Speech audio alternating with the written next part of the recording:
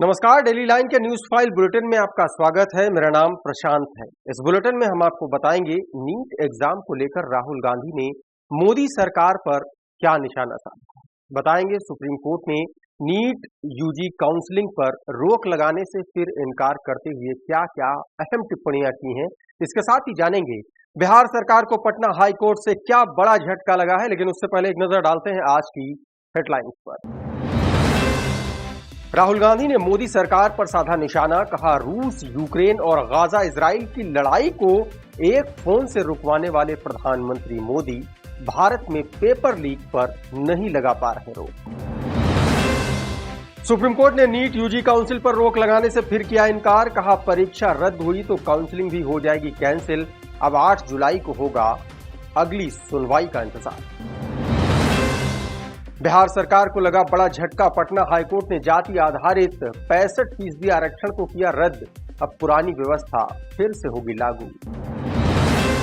UP सिपाही भर्ती paper leak मामले में बड़ा एक्शन, एग्जाम कराने वाली कंपनी एजू टेस्ट यूपी में ब्लैकलिस्ट। अब सरकारी विभागों की परीक्षाओं में नहीं मिलेगा काम।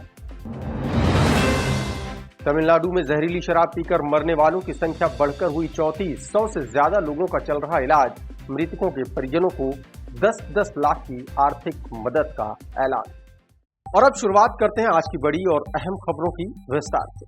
5 मई को देश भर में कराई गई नीट परीक्षा का मामला अब गर्माता जा रहा है। छात्रों के साथ साथ अब सियासी पार्टियां और नेता भी सरकार का घेराव कर रहे हैं। इसी मामले को लेकर के कांग्रेस नेता राहुल गांधी ने भी आज केंद्र सरकार पर प्रेस कॉन्फ्रेंस करके जमकर हमला बोला। प्रेस कॉन्फ्रेंस को संबोधित करते हुए राहुल गांधी ने कहा कि भारत जोड़ो यात्रा के दौरान हजारों युवाओं ने पेपर लीक की शिकायत की थी। अब नीट पेपर में घोटाले की बात सामने आई। वहीं नीट यूजीसी का एग्जाम भी रद्द हो गया है। राहुल गांधी ने तीसरी बार देश की सत्ता संभालने वाले प्रधानमंत्री मोदी पर निशाना साधते हुए कहा कि खबरें थीं कि पीएम मोदी ने रशिया और यूक्रेन के बीच चल रहे युद्ध को सिर्फ एक फोन करके रुकवा दिया था। वहीं गाजा और इजराइल की लड़ाई भी उन्होंने एक फोन से रुकवा दी। लेकिन नरेंद्र मोदी भारत में पेपर लीक नहीं रुकवा पा रहे हैं या रोकना नहीं चाह रहे हैं। और अब बात करते हैं आज की एक और बड़ी खबर।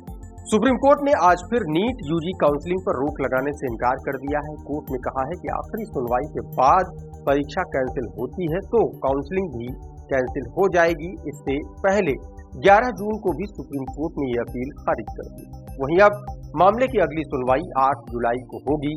दूसरी तरफ नीट यूजी एग्जाम को रद्द करने की मांग की जा रही है। इसी के साथ मामले की सीबीआई जांच की मांग भी की जा रही है, जिसे लेकर देश भर में प्रदर्शन हो रहे हैं। आज उत्तर प्रदेश में भी तमाम सारे छात्रों ने प्रदर्शन किया और इसी कड़ी में आज यूपी की राजधानी लखनऊ स्थित लखनऊ यूनिवर्सिटी में छात्रों ने जमकर प्रदर्शन किया और शिक्षा मंत्री के इस्तीफे की मांग की। इसी बीच शिक्षा मंत्री धर्मेंद्र प्रधान ने एनटीए के अधिकारियों के साथ एक बैठक की।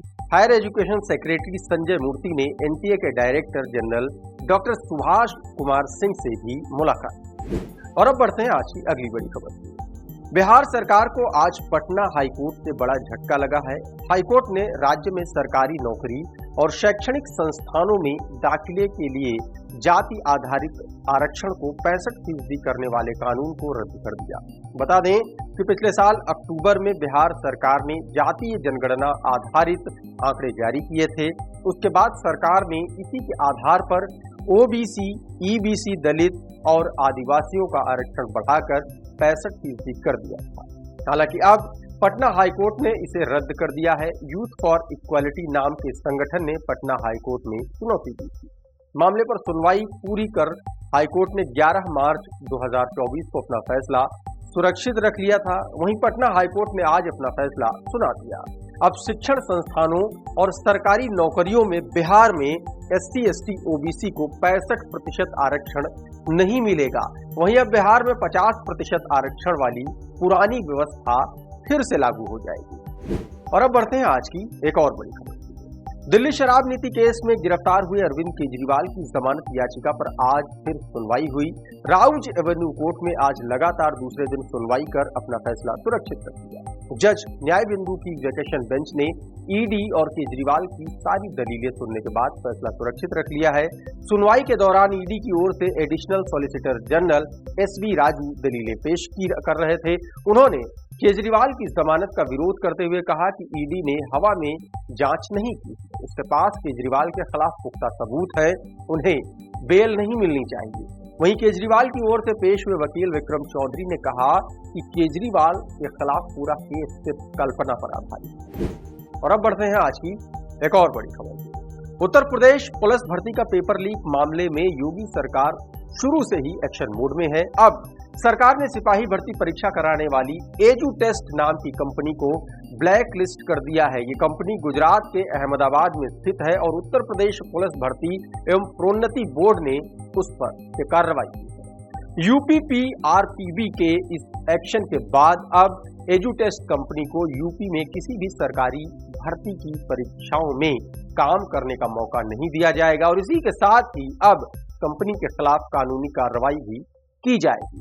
बता दें कि यूपी पुलिस भर्ती परीक्षा इसी साल 17 और 18 फरवरी को कराई गई थी। पेपर लीक की खबरें सामने आने के बाद सरकार ने इसे रद्द कर दिया था। वहीं मुख्यमंत्री योगी आदित्यनाथ ने अगले 6 महीने के अंदर इस परीक्षा को दोबारा आयोजित कराने की घोषणा की थी।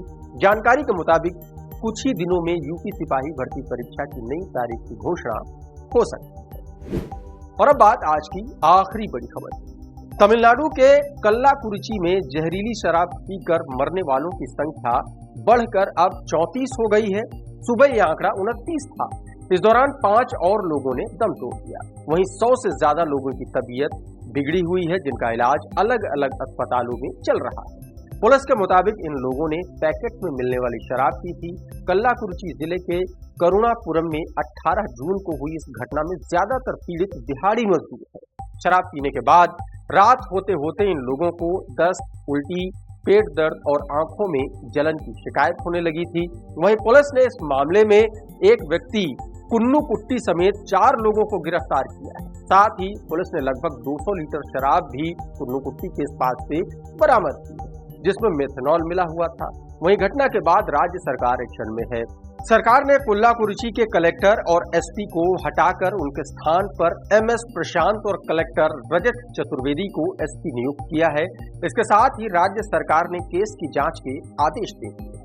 इसके लिए एक कमेटी बनाई जाएगी जो मद्रास हाईकोर्ट के रिटायर्ड जज जस्टिस बी गोकुलदास की अध्यक्षता में जांच करेगी। साथ ही सरकार ने मरने वालों के परिवार वालों को 10-10 लाख रुपए की आर्थिक सहायता देने का ऐलान भी किया है।